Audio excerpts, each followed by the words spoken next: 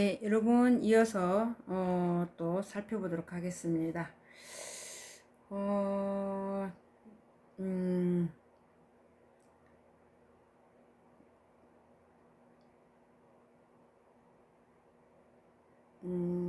지금 장례식장의 기본적인 어, 좀 절차에 대해서 여러분들과 함께 살펴보도록 있습니다. 장례는 단순히 고인을 보내는 절차가 아니고 고인을 추모하는 시간 또는 유족을 위로하는 시간, 삶을 되돌아보는 시간. 여러분들 혹시 장례식장 가서 또 이렇게 막그 예의에 벗어나는 또 웃고 또 떠드는 기쁨의 자리가 아님에도 불구하고 또 거기에서 예의에 벗어나는 또 행동을 하시는 경우가 또 간혹 또 있을 수도 있습니다. 그래서 절대 그러하면은 아니 되겠죠. 그쵸. 자, 장례장의 역할은 빈손을 마련해야 되고요. 또는 전문객, 접대 공간이 제공이 돼야 되겠죠. 또는 장례 절차 지원이 돼야 되겠죠. 그다음에 운구 및 화장, 매장 연계가 돼야 되겠고요. 또는 장례식장의 주요 공간은 빈소, 빈소가 있어야 되겠죠. 빈소, 그다음에 접객실. 여러분들이 뭐 너무나 잘 알고 계실 거라고 봅니다. 접객실 또는 안치실, 그렇죠?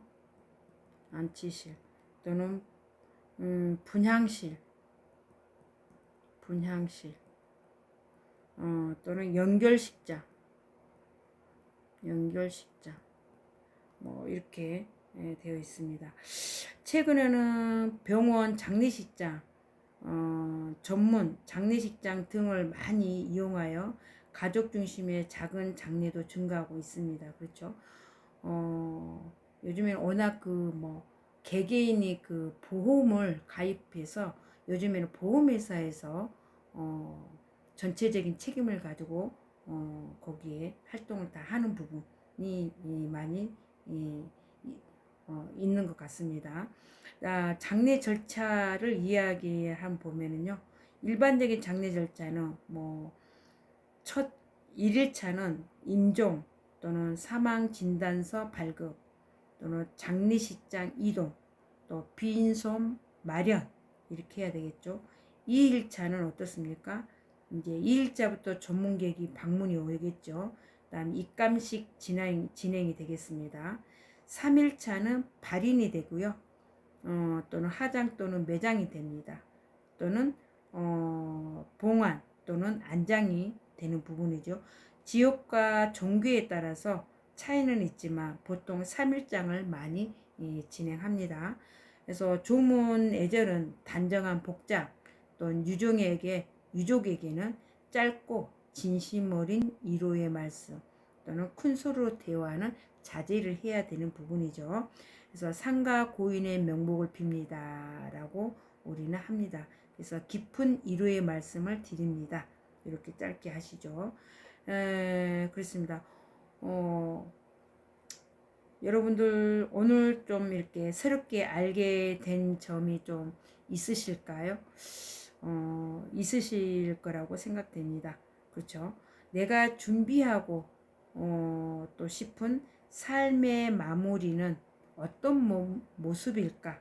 이렇게 또 생각하는 시간도 있지 않을까라는 생각을 합니다. 죽음을 생각하는 것은 삶을 포기하는 것이 아니라 남은 시간을 좀 더 소중하게 살아가기 위한 준비라고 생각하시면 되겠습니다. 그렇죠? 죽음을 생각하는 것은 죽음을 포기하는 것이 아니잖아요. 그렇죠? 요즘에는 내가 얼마만큼 남은 시간을 좀 더 소중하게 살아가기 위한 준비를 어떻게 해야 될 것인가 라는 거죠. 그래서 만약에 오늘이 마지막 강의인데 여러분과 함께 웃고 이야기하며 배울 수 있어서 또 이렇게 좋은 뜻이 있지 않을까라는 생각도 해봅니다. 그렇죠. 또 오늘 마지막 수업인데 또 이렇게 장례식에 대한 수업을 하게 됩니다. 네, 장사 시설에 대해서 여러분과 같이 또 살펴보도록 하겠습니다. 장사 시설, 화장 시설, 두 번째는 봉안 시설이 있습니다. 세 번째는 묘지 시설이 있습니다. 네 번째는 자연 장지가 있습니다. 여러분, 장사 시설에는요 화장 시설이 있고요, 봉안 시설이 있습니다. 또는 묘지 시설이 있고요, 자연 시설이 있습니다. 자, 발인 준비를 살펴보도록 하겠습니다. 발인 준비.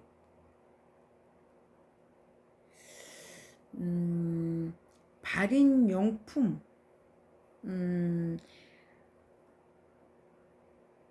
발인은 장례식장에서 고인을 모시고 장지, 화장장 또는 낙골당, 묘지 등 출발하는 절차를 말합니다, 여러분.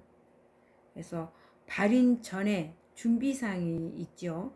그래서 발인 시간을 확인해야 됩니다. 하장 예약 시간 또는 장지 도착 시간을 고려하여서 결정을 해야 되겠죠. 보통 오전에 진행되는 경우가 많습니다. 또는 유족 또는 친지 연락, 발인 시간과 장소 안내에 대해서 이동 또는 차량 참석 여부 확인을 또 이렇게 해야 되겠죠. 다음은 운구 차량 준비를 또 해야 되겠죠. 장의차, 리무진, 또 유족 차량, 또 필요시 버스 등 단체 이동 차량도 이렇게 준비하는 곳이 있습니다. 또 네 번째는 고인 운구 준비, 간 상태를 확인해야 되겠죠. 또는 영정사진 준비, 재물 및 필요한 물품 또 이렇게 점검을 해야 되는 부분도 필요합니다. 그래서 발인, 또 예비 또는 미사, 의식 준비 이렇게 종교에 따라서 진행 방식이 다릅니다. 그래서 기독교 발인 예배가 있고요. 또는 천주교 발인 기도 또는 미사가 있습니다. 불교에서는 또는 독경, 목경 및 발인 의식이 있습니다. 무종교는 추모 인사를 합니다, 여러분. 그래서 발인 절차는 발인제, 발인 의식이 있고, 두 번째는 유족 마지막 인사가 있습니다. 세 번째는 간 운구가 있습니다. 네 번째는 장의차, 탑승이 있습니다. 다섯 번째는 하장장 또는 장지로 이동을 합니다. 그렇죠. 발인은 가족이 고인과 마지막으로 함께하는 매우 의미 있는 시간입니다, 여러분. 슬픔도 크지만 감사와 사랑의 마음으로 마지막 길을 배웅하는 가정이라고 할 수 있습니다. 최근에는 장례 지도사가 발인 준비를 도와주기 때문에 유족들이 절차를 모두 기억하지 못해도 큰 어려움이 없습니다. 그리고 큰 어려움 없이 진행할 수도 있습니다. 그래서 이렇게 장례 지도사, 요즘에는, 옛날에는 장례 지도사 자격증이 민간 자격증이었는데 또 어느 사이에 이렇게 국가공인 자격증으로 변해서 취업하는데도 굉장히 또 자리가 굉장히 어려운 자리, 서로 가려고 하는 그런 취업 자리라고 요즘에는 그렇다고 합니다, 여러분. 발인 용품에 대해서 또 살펴보도록 하겠습니다. 자, 발인 준비 살펴볼게요. 발인 용품은 고인을 장례식장에서 장지로 운구하기 위해 필요한 용품들로서 운구 요원들이 사용할 장갑과 선두 차량에 부착하는 리본 장식 등이 있습니다. 또 장법에 따라서 하장에 필요한 유골함 또는 상골함을 준비하여야 하고, 매장의 경우에는 하간 시 필요한 행대 등을 준비하여야 합니다. 네, 다음은 발인 의례에 대해서 또 살펴보도록 하겠습니다, 여러분. 발인 의례, 고인에게 상전에 살았던 집과 가족으로부터 떠나 장지로 이동할 것을 고하는 의례 절차라고 할 수가 있겠습니다. 네, 발인 의례. 현대 장례에서는 견정과 발인이 거의 동시 이루어지고 이를 통합하여 발인 의례, 발인제 또는 연결식이라고도 합니다, 여러분. 그죠?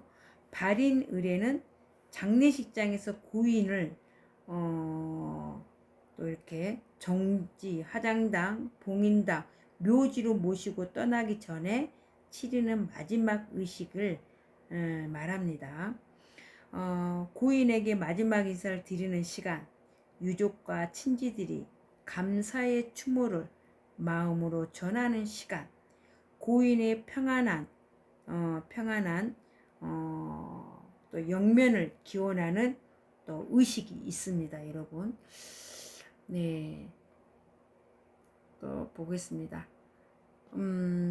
발인 의례는 발인제 또는 장례 미사, 발인 예배, 종교별 예식을 일컫는 것으로서 종교에 따라 차이가 있다. 하장이나 매장, 장법에 따라서 이유의 절차 또는 매우 다르게 진행할 수도 있습니다, 여러분. 대부분 장례식장의 연결식장이라는 별도의 장소에서 이별, 예식인 발인, 의례나 연결식을 향하게 됩니다. 네, 순서는요, 계식이라고 있습니다. 네, 사회자가 발인 의례의 시작을 알립니다. 두 번째는 고인에 대한 묵념을 합니다. 참석자 모두 고인을 추모하는 마음으로 묵념을 합니다. 종교의식이 있습니다. 기독교, 천주교, 불교, 무종교에 따라서 의식이 있습니다. 또는 유족 및 참석자 마지막 인사가 있습니다, 여러분. 고인께 절하거나 또는 묵례를 합니다. 또는 감사와 작별한 마음을 전합니다, 여러분. 네.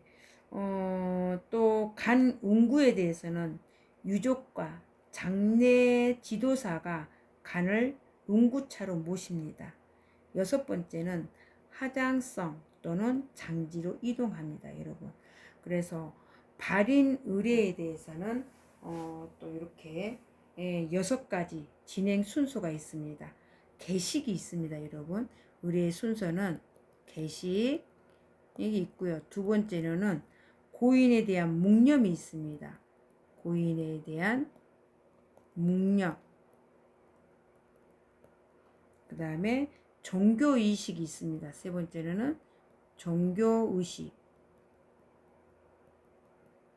다음 세 번째로는 또 뭐가 있냐면 네 번째죠. 유족 및 참석자 마지막 인사. 참석자 마지막 인사. 그 다음에 다섯 번째가 있는데요. 간운구 있습니다. 운구. 간운구는 유족과 장례지소가 간을 운구차로 모시는 겁니다. 차로 모시는 부분. 여섯 번째는 출발이죠. 출발. 네, 하장장 또는 장지를 이동하는 것을 우리는 합니다. 자, 이래서 발인 의례는 장례 절차 가운데 고인과 유족이 마지막으로 함께하는 매우 중요한 시간이라고 이해하시면 되겠습니다. 슬픔만을 표현한 자리가 아니라 고인의 삶을 기억하고 감사하는 마음으로 마지막 길을 배웅하는 의식이라고 이해하시면 되겠습니다. 여러분은 지금까지 참석했던 발인 의례 중에 기억에 남은 장면이 혹시 있으실까요? 고인에게 마지막으로 전하고 싶은 말이 있다면 무엇이었을까요? 자, 삶의 의미와 가족의 소중함을 함께 생각해보는 또 이렇게 시간을 가지시면은 좋겠다는 생각이 듭니다. 네, 여러분 또 발인에 대해서 오늘은 장례에 대해서 한번 살펴보았습니다. 발인에 대해서 다시 한번 장례식장의 이해와 장례 절차에 대해서는 장례의 의미를 이해하고요. 장례 의미를 또 이해하셔야 되겠죠. 또 이게 안 넘어가요. 잘. 네. 다음 장례식장의 역할과 또 이용 방법을 또 아셔야 되겠죠. 다음 장례 절차를 이해하여 또 막연한 불안감을 또 줄여야 되는 부분도 있을 것입니다. 그렇죠? 또 자신의 삶을 돌아보고 존엄한 마무리를 또 생각해보는 시간도 있지 않을까라는 생각을 합니다. 죽음을 이야기하는 것은 조금 불편할 수도 있지만 지금 현대에는 그렇게 불편하지는 않아요. 옛날에는 많이 조금 불편한 이야기였습니다만은 지금은 노년기의 건강 또는 관계, 행복한 삶에 대해서 또 이야기를 했고 지금은 죽음을 이야기하는 것이 불편할 수도 있지만 죽음을 준비하는 것은 남은 삶을 더 의미 있게 살아가는 또 방법이기도 합니다, 여러분. 또 장례식장에 여러분들 많이 가 보셨죠? 아까도 말씀드렸지만 고인을 보내는 절차가 아니라 고인을 추모하는 시간 또는 유족을 위로하는 시간 또는 삶을 되돌아보는 시간 이렇게 예, 또 볼 수가 있겠습니다. 그래서 우리나라는 장례 문화는 전통 유교 문화와 또 현대 장례 문화가 함께 또 이루어지고 있다는 부분 이해하시면 되겠습니다. 여러분 마지막 모습은 어떤 모습일까요? 여러분들 혹시 마지막 모습을 만약에 한다면 어떤 모습을 보여드리고 싶은지 또 이런 것도 한번 생각해 보는 시간이 될 수도 있겠습니다. 자, 마무리하면서요. 문상객 장례 예절 지도에 대해서 한번 더 살펴보겠습니다. 왜냐하면 우리가 문산이나 또 전문을 갈 경우에 조금 애기에 벗어난 일도 하면 안 되겠죠. 그래서 문상은 슬픔을 당한 유족을 위로하고 고인의 삶을 추모하며 명복을 비는 마음을 전하는 것입니다.